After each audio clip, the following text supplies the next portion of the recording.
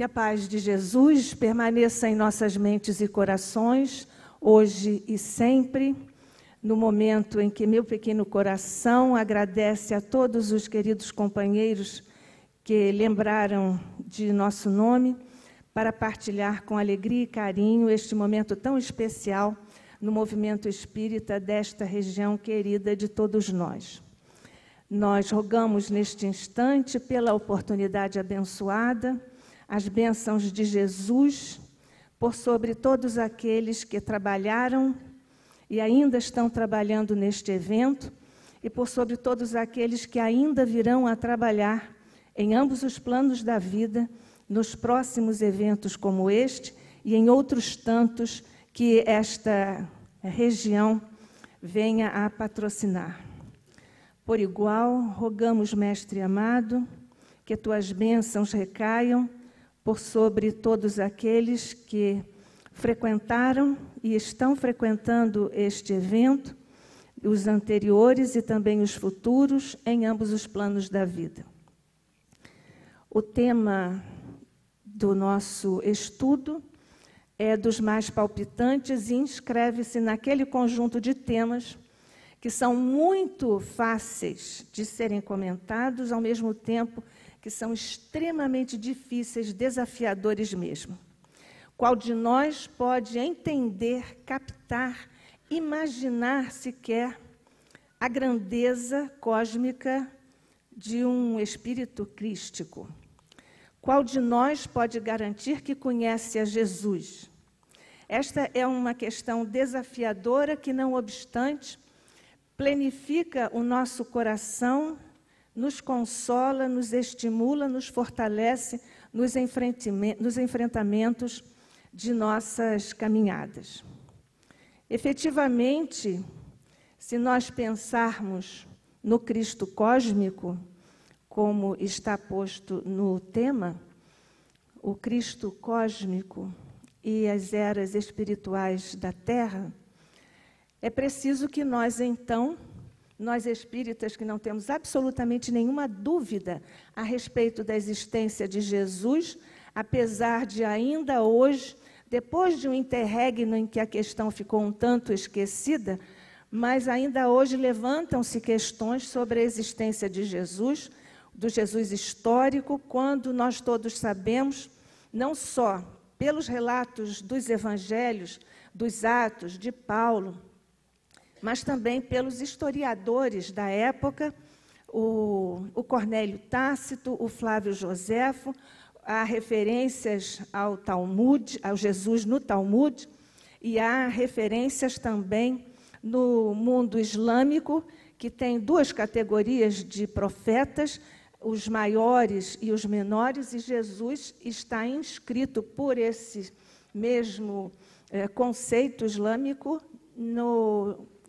digamos assim, no pódio dos profetas maiores. E os judeus consideram Jesus um bom judeu. Essas são inscrições, esses são depoimentos que absolutamente não têm nenhuma característica que possa ser, por nós ou por outros, questionada. Mas, além disso, nós firmamos as nossas convicções, a nossa fé, que se torna cada vez mais robusta quando nós lembramos dessa figura alta e nobre que nos felicitou o planeta em seus dias de grandes desafios, como são dias de grandes desafios estes que nós estamos vivendo atualmente, não obstante termos sido alertados pelo próprio Jesus, faz 2 milênios, de que, chegados os tempos, haveria ranger de dentes. Nós também estamos verificando essa assertiva de Jesus e, mais uma vez, nós temos uma evidência da sua existência.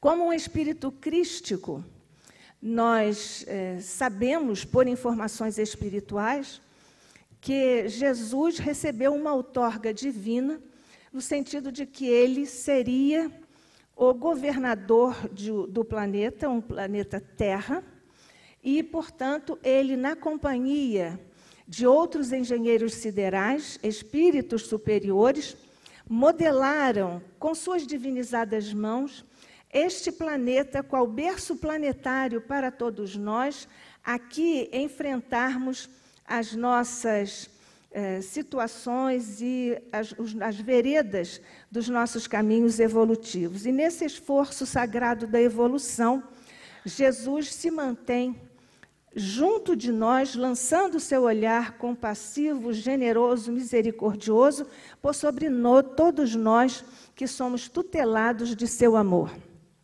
Portanto, nesta fase, quando ele estava modelando este nosso berço planetário, havia desafios, a grande massa com 2.000 graus de temperatura, e foram então modelados os primeiros cenários para que aqui se implantasse a vida organizada em nosso planeta.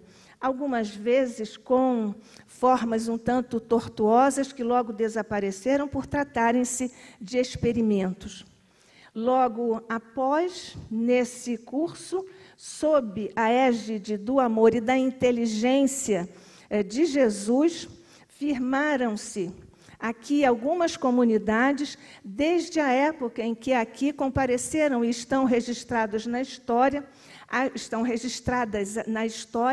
as figuras dos nossos irmãos que viviam nas cavernas, aqueles mesmos de braços longos e peludos, que, sob a orientação de Jesus, também aqui empreenderam a sua jornada evolutiva e logo, na sequência, formando comunidades, aprendendo a domesticar os animais, aprendendo a observar as naturezas, daí nascendo, por exemplo, a adoração pelas forças da natureza, porque incita na intimidade profunda do psiquismo humano está essa nostalgia do infinito, está essa percepção, quase que uma certeza, que não está no plano consciencial, mas apreendida na relação direta daquele psiquismo ainda primitivizado, com as grandezas, as harmonias do plano material, com suas forças gigantescas, que nós hoje também conhecemos, e que estão aí postas e foram associadas por aquelas mentes mais ainda primitivizadas, como forças da natureza, e então que foram endeusadas, e assim, subsequentemente, criou-se naquilo que o filósofo francês Georges Gusdorff chamou de consciência mítica, exatamente por essa postura daquelas criaturas diante da realidade maiúscula de forças possantes da natureza diante dos homens que se sentiam, evidentemente, como nós também nos sentimos, ainda muito apequenados ou sempre apequenados diante da grandeza da criação divina, aqui assinada pelas mãos de Jesus. Nesse contexto, Jesus, então, foi abençoando a formação daquelas comunidades e os entrelaçamentos afetivos e quase que, digamos, profissionais daquelas criaturas que foram se estabelecendo e aprendendo a viver em comunidade. Essa fase, os livros de história, de arqueologia, nos falam daquelas fases, daqueles períodos, da pedra lascada, da pedra polida, do bronze, do cobre, do ferro.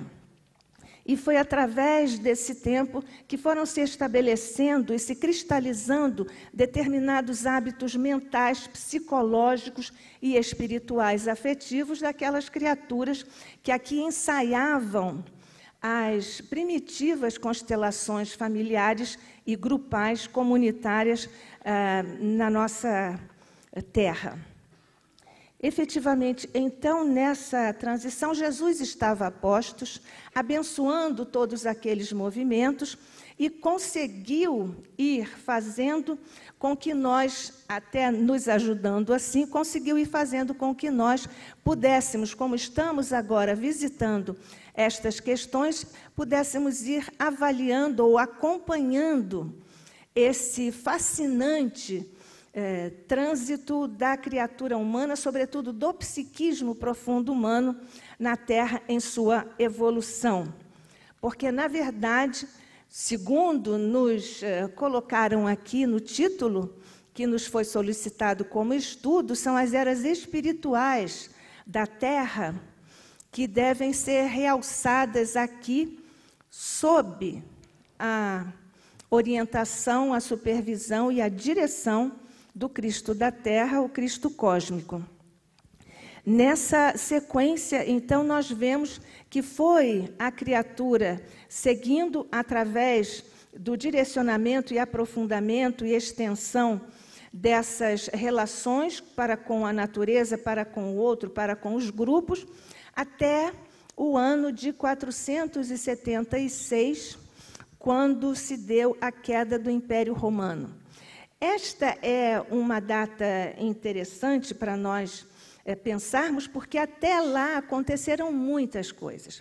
Da consciência mítica daquele homem primitivo, ocorreu o esplendor daquelas mentes privilegiadas da Grécia clássica, não só com os pré-socráticos, que naturalmente prenunciaram a chegada daquele trio de verdadeiras máquinas pensantes que vieram de outros páramos evolutivos para trazerem e lançarem aqui as ideias seminais, as sementes da civilização ocidental.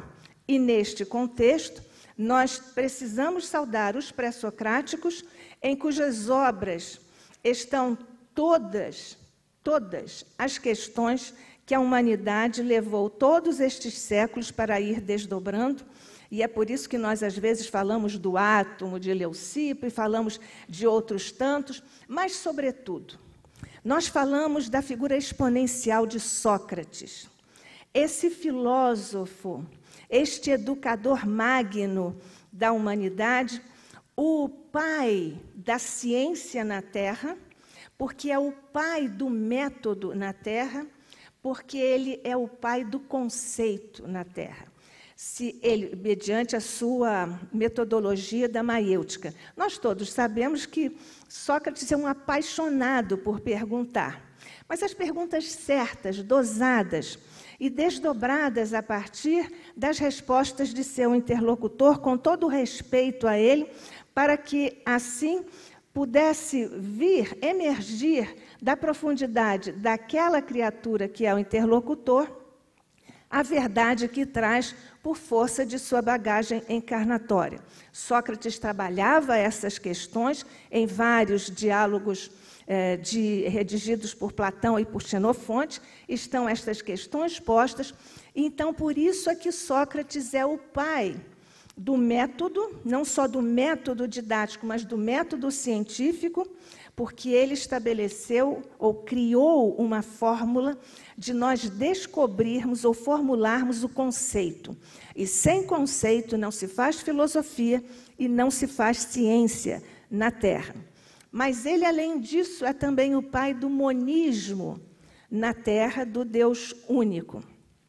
Então, Sócrates é essa figura exponencial que, junto com Platão e Aristóteles, assumiram esta posição lapidar numa espécie de panteão próprio para eles, trazerem, como trouxeram aqui, essas sementes seminais, tudo isso sob o olhar de Jesus. Terão esses espíritos comparecido ao plano terrestre, assim, por acaso? Todos os espíritos que trouxeram as grandes sementes e marcaram os grandes períodos para levantar a humanidade, as eras do Espírito, ou do avanço do Espírito, ajudado naturalmente por essas outras mentes, esses outros espíritos que aqui compareceram, será que eles chegaram aqui por acaso?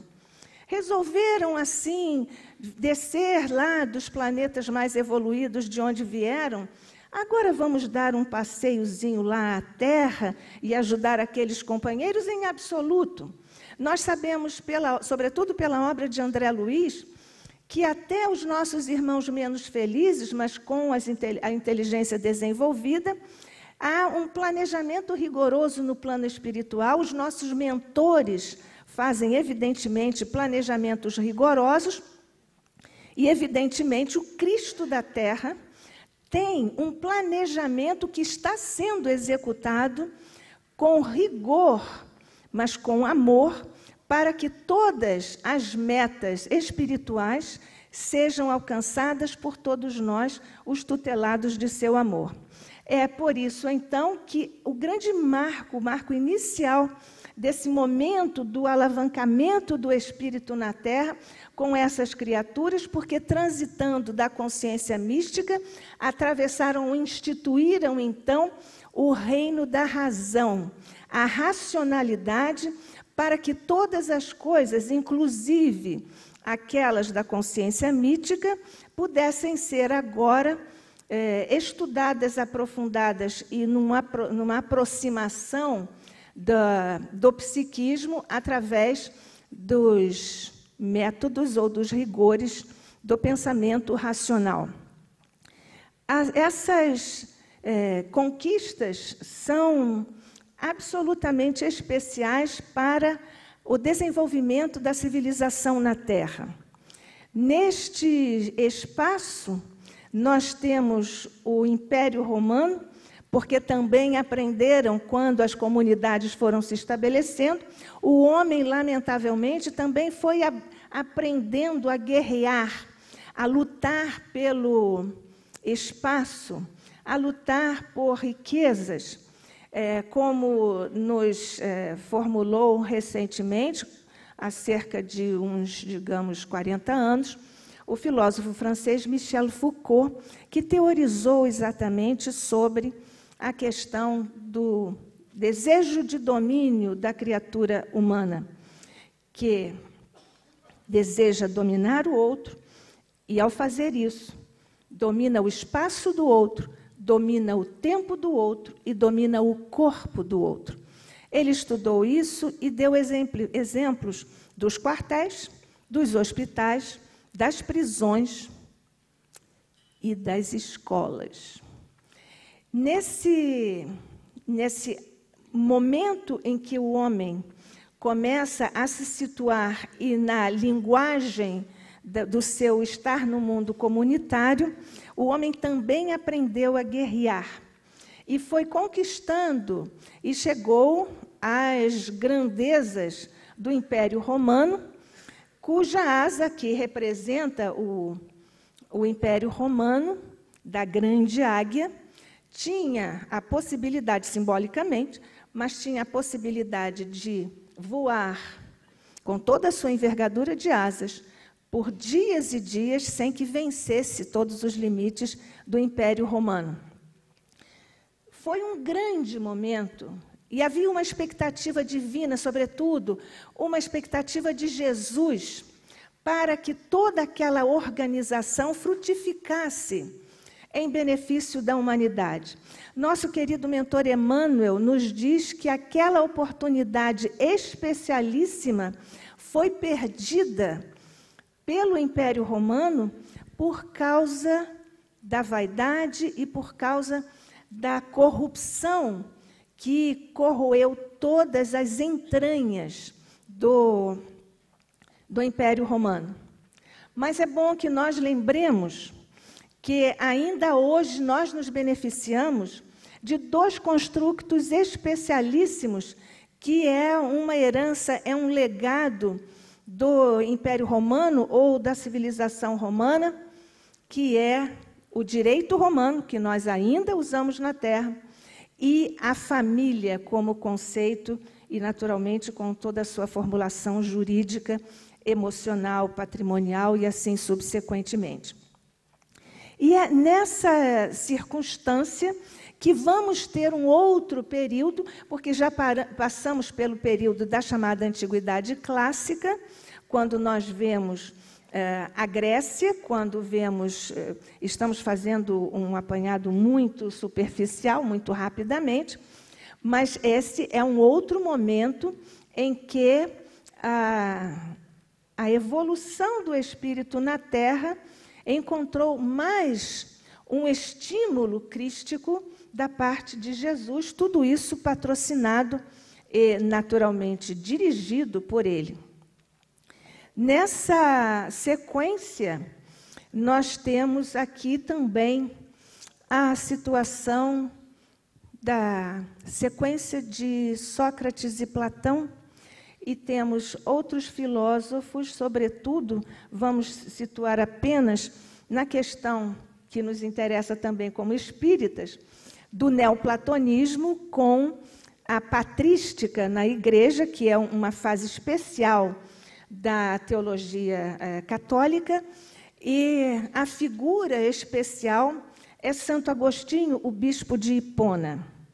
Também não foi por acaso que aqueles espíritos todos, que são os chamados padres da Igreja, padres com maiúscula, como uma espécie de título nesse período, também não foi por acaso, porque eles formularam muitas questões, por exemplo, o argumento de Santo Anselmo, em que ele prova a existência de Deus através dos argumentos, linhas argumentativas de racionalidade. Mas nós vamos comentar um pouquinho apenas da figura de Santo Agostinho, que todos nós sabemos que primeiro levou uma vida muito livre e depois, também por influência de sua mãe, Santa Mônica, ele se converteu. Escreveu uma obra magnífica chamada Confissões, mas outras tantas, da Cidade de Deus e outras tantas, mas nós recomendamos a leitura de Confissões, e a primeira parte é sobre a vida em que ele liberava geral, e depois da sua vida, depois da sua conversão. É uma leitura fácil, mas é extremamente interessante, sobretudo para nós espíritas, e também para nós que gostamos de acompanhar os movimentos das almas do ponto de vista psicológico e moral, como aconteceu com Santo Agostinho, e muitas das ideias que Agostinho cita e desenvolve na sua obra, como bispo de Hipona, ele repete na sua participação na codificação do nosso querido Kardec. É um estudo muito interessante que nós fazemos a esse respeito.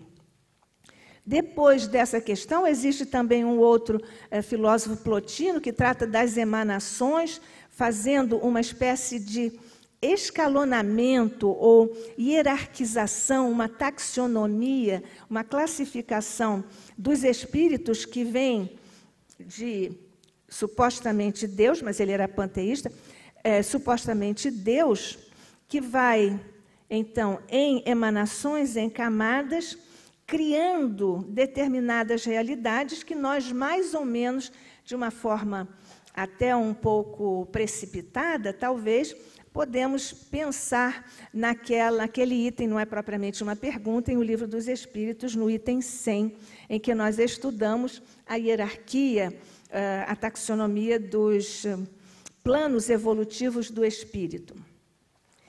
Seguindo esse caminho, nós estamos agora chegando à queda de Constantinopla, em 1453, e aí nós temos um outro grande marco, quando Jesus propiciou que, com a invasão, que também não foi tão amigável, mas com a invasão, isso corre por nossa responsabilidade, a miscigenação, o entrelaçamento de culturas, de visões de mundo, que é uma coisa tão cara e que hoje, ainda hoje, nós lutamos na face da Terra para desenvolver como um conceito de fraternidade no mundo e de respeito à diversidade, de respeito ao outro. Essas são marcas dos pilares doutrinários que nós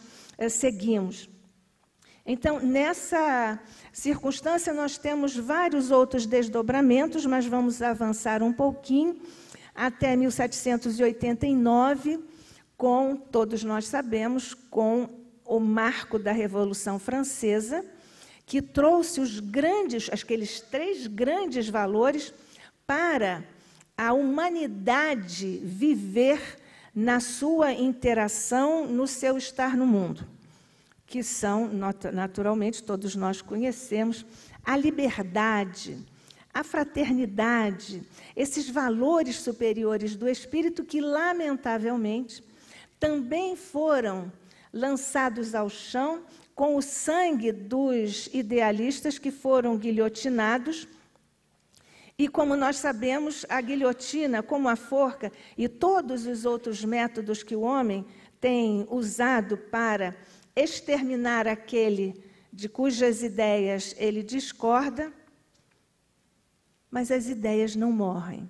O nosso próprio Kardec nos diz que não basta, não adiantou nada o bispo lá em Barcelona queimar em praça pública os livros, porque as ideias superiores, as ideias que valem a pena, as ideias que tratam e que protegem a evolução do espírito na Terra, essas permanecerão.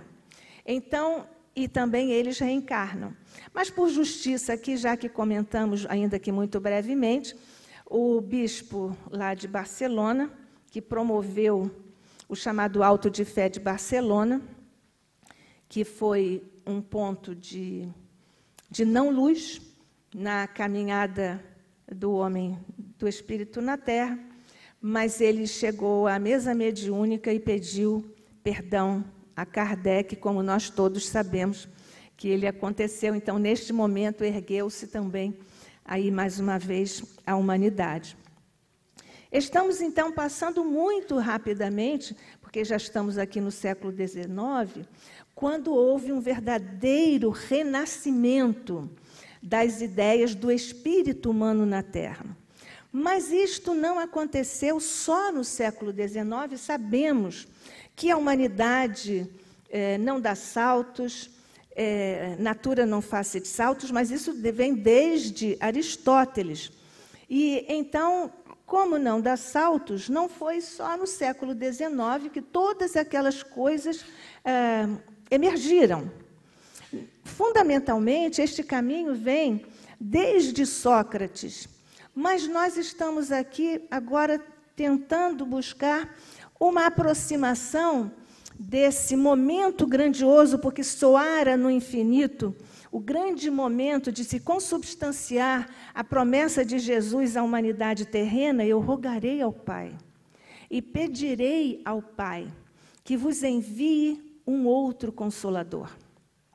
E então, nesta conjuntura, era preciso que o psiquismo na Terra, que a inteligência da Terra, que a ciência e a filosofia na Terra estivessem preparadas.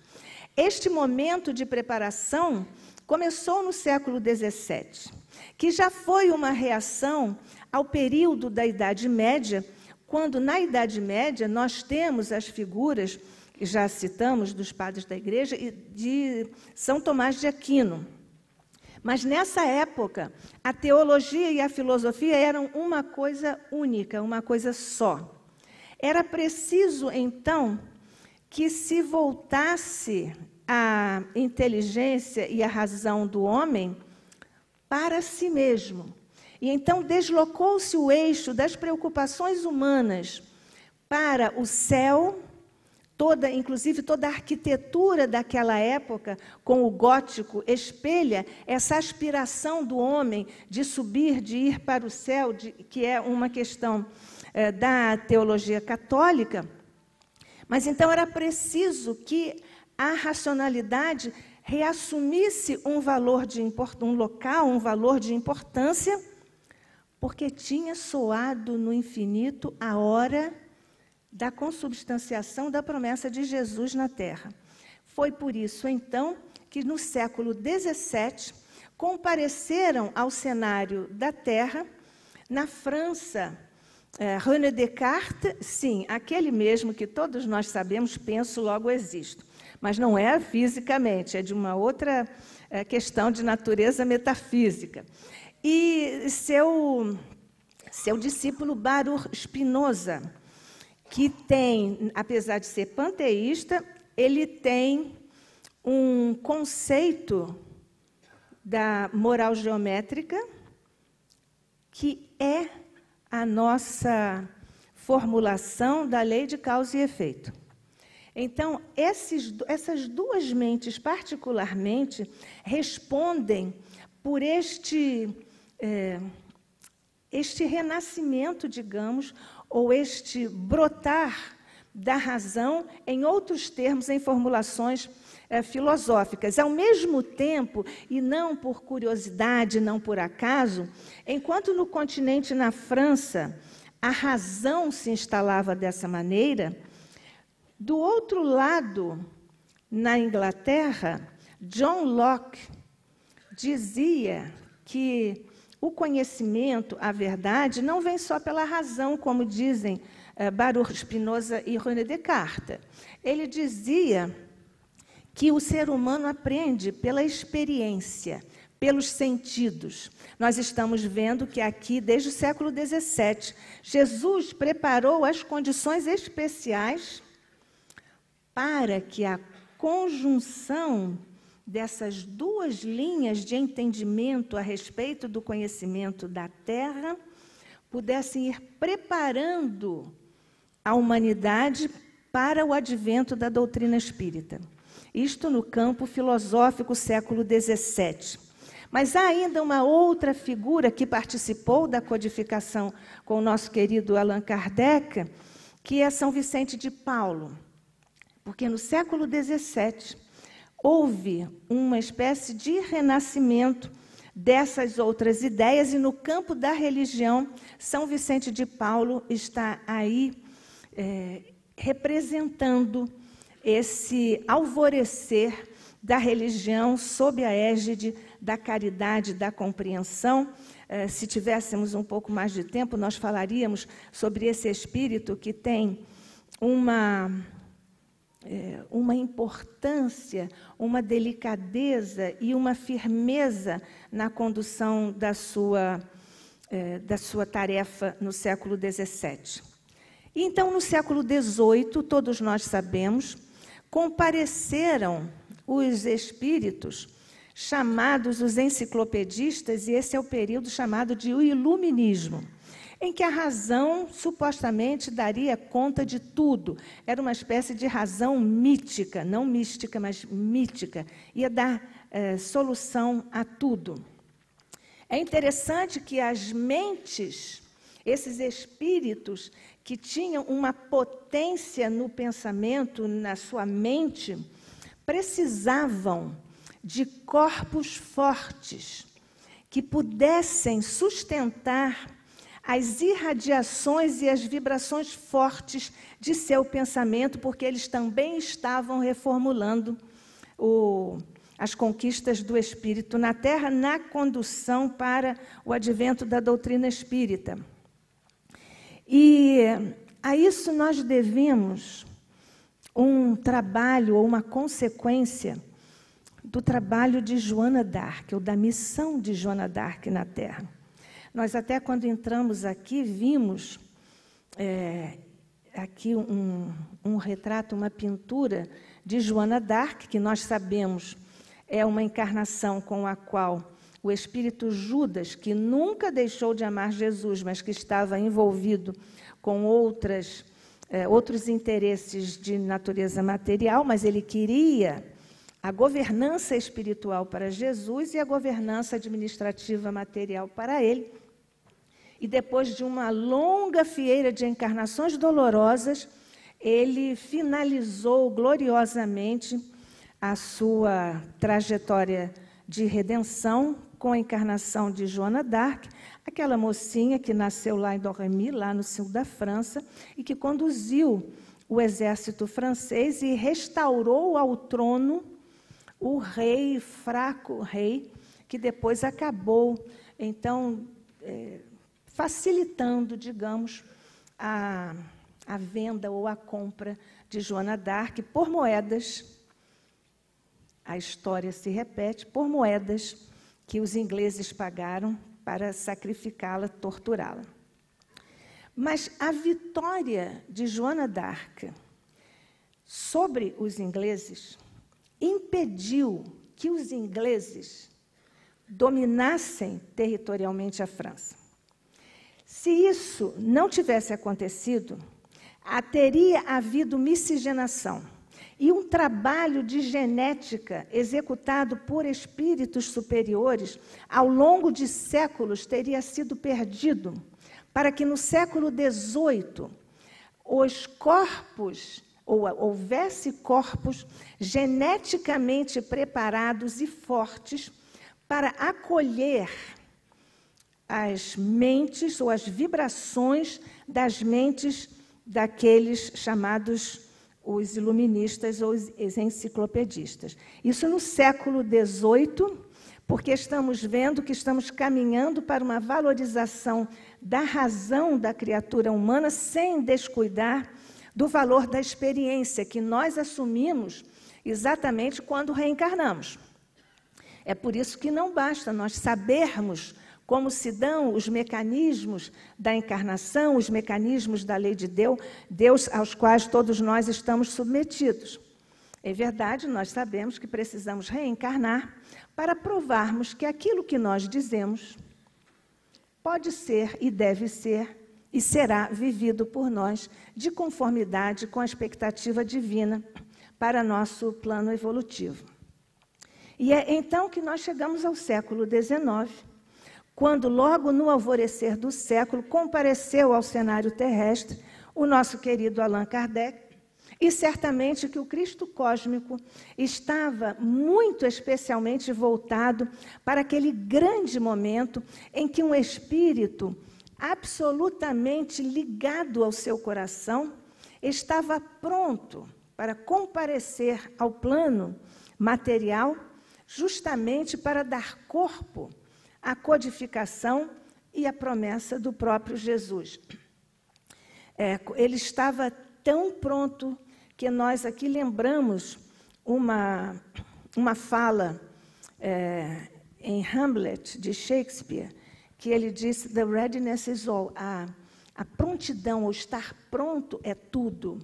Por isso, Jesus não erra na ética da indicação àqueles que estiveram ao seu lado e que tiveram a tarefa por ele designada para o empreendimento da evolução das eras espirituais do homem na Terra.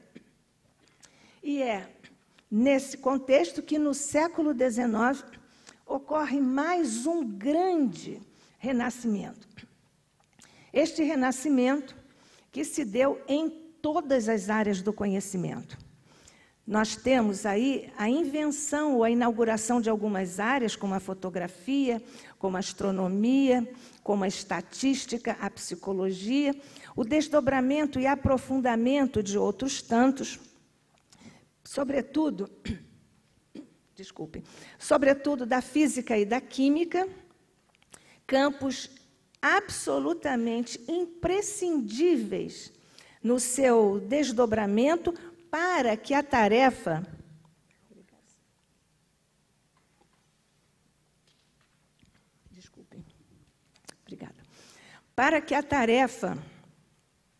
a eles designada pudesse ser terminada.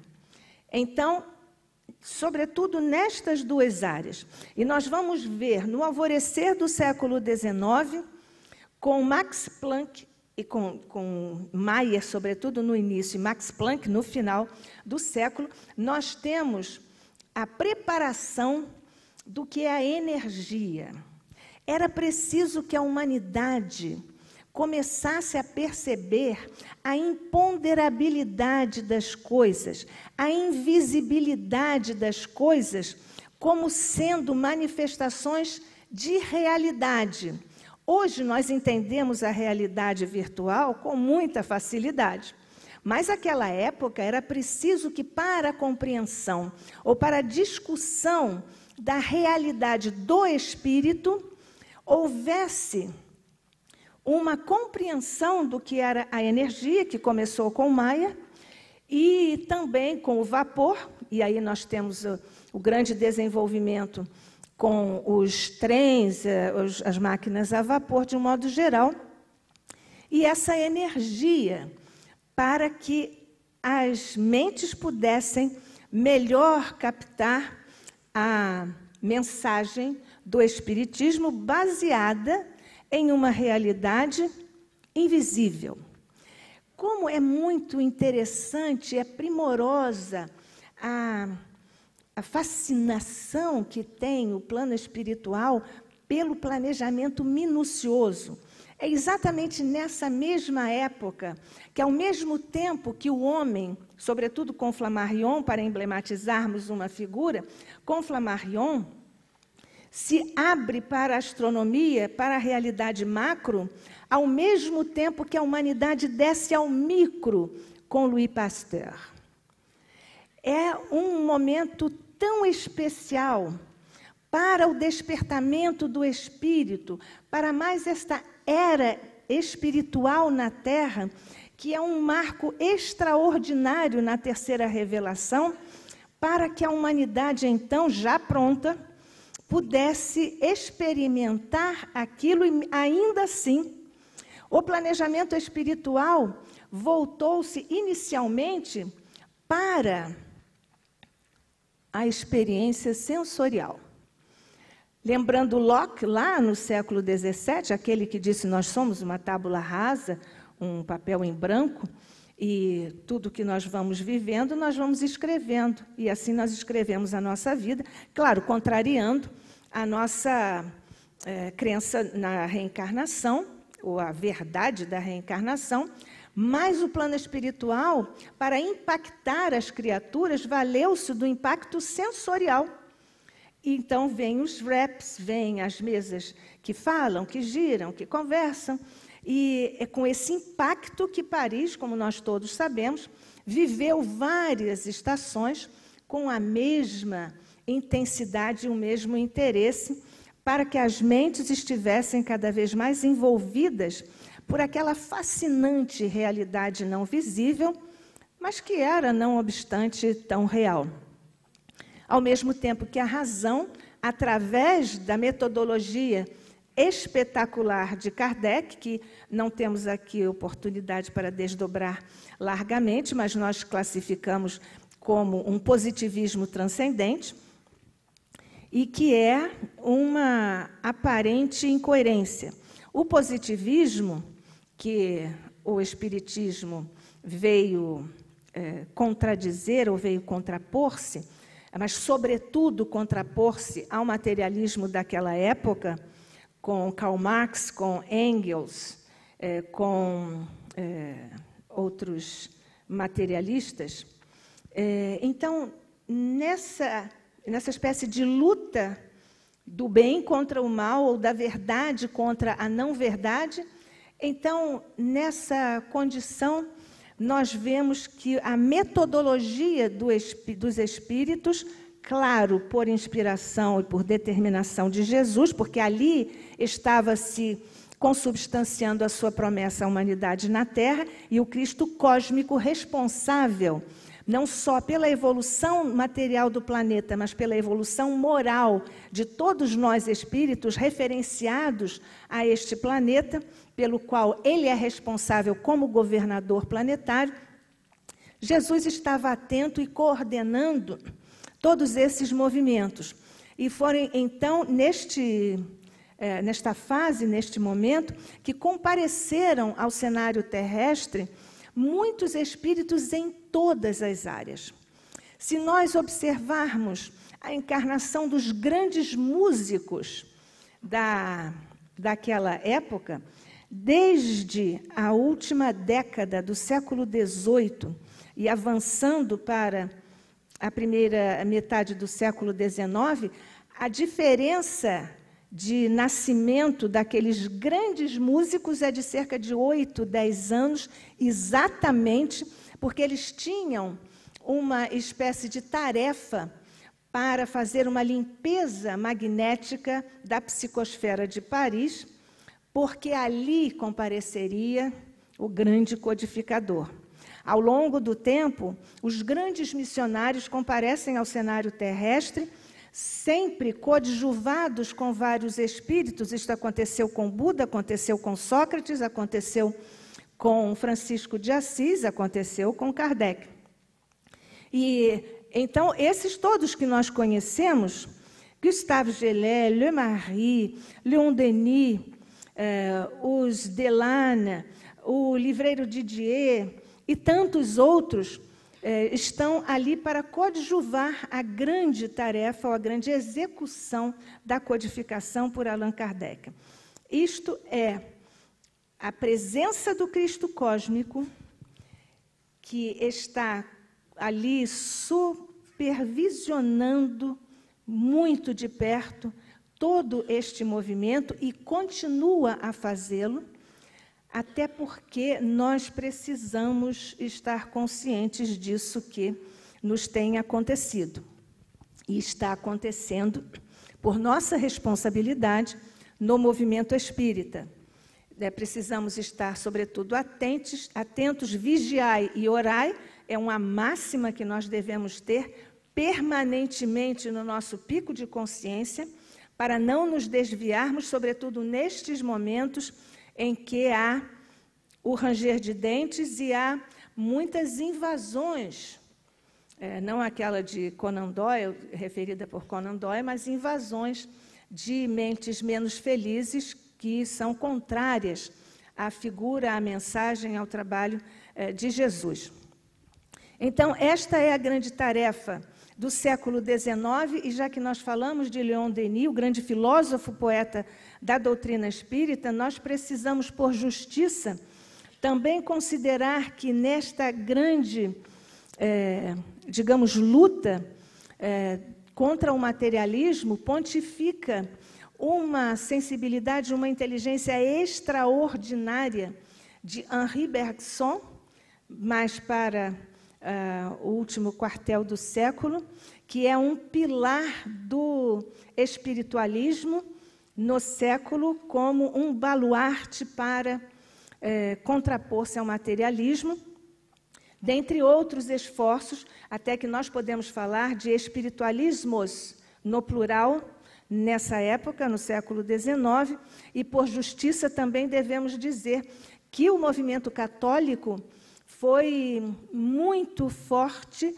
e teve uma atuação muito expressiva na preservação do espiritualismo, que nunca, desde os pré-socráticos, nunca deixou de estar presente na Terra, mas entre o materialismo e o espiritualismo, as ideias viveram mais ou menos ao longo dos séculos numa espécie de gangorra. Ora, um estava mais alto, como na Idade Média, o espiritualismo, e no século XIX o materialismo, mas encontrou essa resistência decidida e valorosa desses espíritos, e citamos Henri Bergson nesse contexto. Então, chegamos ao século XXI, ou ao século XX, que teve a tarefa de desdobrar a codificação com as obras, através de Chico Xavier, trazidas sob a coordenação de Jesus para a humanidade, nos desdobramentos, a obra de André Luiz e outras tantas, de outros espíritos que vieram desdobrar em emanações crescentes, sucessivas, as informações da doutrina espírita nas suas obras básicas. É fundamental que nós nos demos conta de que a nossa tarefa é referenciada a Jesus e Kardec. Depois, a Jesus e a Kardec. E depois, a Jesus e a Kardec. Estudar a doutrina espírita é aquela segunda máxima. Espíritas amai-vos, espíritas instruí-vos. Nós nos instruímos no espiritismo estudando Kardec. Nós ouvimos os nossos companheiros fazendo palestras, nós lemos os seus escritos, todos valorosos, mas tudo isso que nós dizemos, isso que estamos agora muito modestamente fazendo, ou quando escrevemos, tudo que nós fazemos é espiritismo de segunda mão. Nós não devemos nos concentrar no espiritismo de segunda mão, ou seja, em nós mesmos. Nós precisamos nos concentrar em Kardec. Essa é uma advertência que nós devemos guardar para nós mesmos, porque nós nos perderemos se nós seguirmos a segunda mão, às vezes se copiado da terceira mão. e assim subsequentemente, nós devemos, é muito louvável que nós ouçamos as palestras todas dos nossos companheiros no YouTube, em toda parte. Porém, vamos estudar Kardec antes ou Kardec depois, para cristalizarmos o entendimento do companheiro e em nós mesmos com Kardec.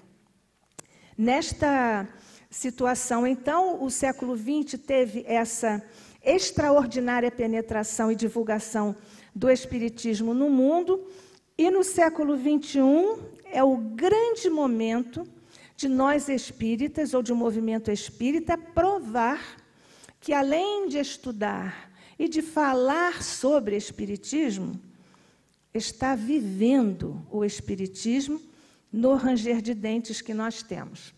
E Jesus, o Cristo cósmico, continua atento.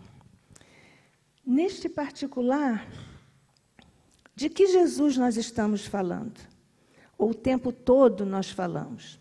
De que Jesus nós espíritas falamos? Como hoje ainda estão questionando o Jesus histórico, mas historicamente há evidências concretas da sua existência, mas por que nós nos debruçamos sobre o Cristo histórico? Porque o Cristo histórico está numa instância do ser humano, como nós, na instância sensorial, ou seja, dos sentidos, da experiência. Foi por isso que Jesus concedeu aquele drama sanguinolento na cruz, porque os homens, ainda hoje os há, precisavam dessas referências de concretude, de ver sangue, de ver os pregos, de ver o sangue escorrendo, de ver uma infame coroa de espinhos, de ver o Cristo da terra ensanguentado naquela cruz, para nos ensinar que no planeta a matriz crucífera da redenção está na superação da cruz. O espírito sobe e o homem, na horizontal, na encarnação, se desenvolve. Jesus se propiciou, se concedeu isso à humanidade por conhecer essa necessidade humana, da sensorialidade, da necessidade disso. Então, o homem sensorial, ele está nesta situação em que ele deseja isto. Mas, ao mesmo tempo, ele é dotado de razão. Então, ao mesmo tempo, ele procura entender Jesus, isso que nós fazemos aqui, que não chegamos à intimidade, à natureza de Jesus, mas é o grande exercício da racionalidade para irmos, como dizem os matemáticos, por aproximações sucessivas, chegando daqui, quem sabe, a, vamos ser otimistas, uns milênios para chegarmos lá. Então, esse Cristo histórico, Jesus histórico, está nessa contingência do sensorial e do racional. Mas, depois, ele descobre que, ao orar, ao imantar-se, ao buscar aproximar-se a entender Jesus, ele está se aproximando e ele lembra que Jesus disse: sou uno com o Pai. Então, neste momento, o ser humano intui, capta uma espécie de natureza do Cristo, que não é a natureza real, mas é uma aproximação. E aqui nós estamos no plano intuitivo da proximidade, da aproximação do ser humano à figura de Jesus e à realidade de Jesus. Na trilha evolutiva, nós estamos caminhando, se nós tivéssemos aqui um triângulo, nós já estabelecemos os dois elementos da base, e à medida que nós evoluímos, nós vamos para este outro ângulo do triângulo, ou da evolução do espírito. Nós estamos, então, no Cristo transcendente, no Cristo metafísico, esse que nós buscamos, mas que, por enquanto, nós sentimos. Então, nós procuramos, nós intuímos e nós sentimos o Cristo. A rigor, nós estamos, se transpusermos isso para a matéria do Cristo histórico, para a mente e para o coração do homem. Nesta contingência evolutiva em que todos nós nos encontramos, nós, não obstante, termos a consciência de que não alcançamos a natureza própria de Jesus, mas nós temos o amor do Cristo. Nós sentimos o amor do Cristo. E é isso que nos sustenta. É isto que nos vale em nossa trajetória evolutiva. Como agora nós o sentimos aqui. E neste instante, valendo-nos da proximidade que todos nós sentimos com o Cristo da Terra, o Mestre que todos nós escolhemos seguir, juntos podemos dizer-te, Mestre amado, de nosso coração, nós te rogamos que aceites neste instante a gratidão profunda de nossos pequeninos corações, por termos a certeza de que tens estado conosco ao longo da trilha evolutiva do ser na Terra. E sabemos que podemos continuar contigo, Mestre, para todos os sempre. Tantas vezes, Mestre, tu nos chamaste. Vem, Mestre, nós estamos indo. Nós estamos indo.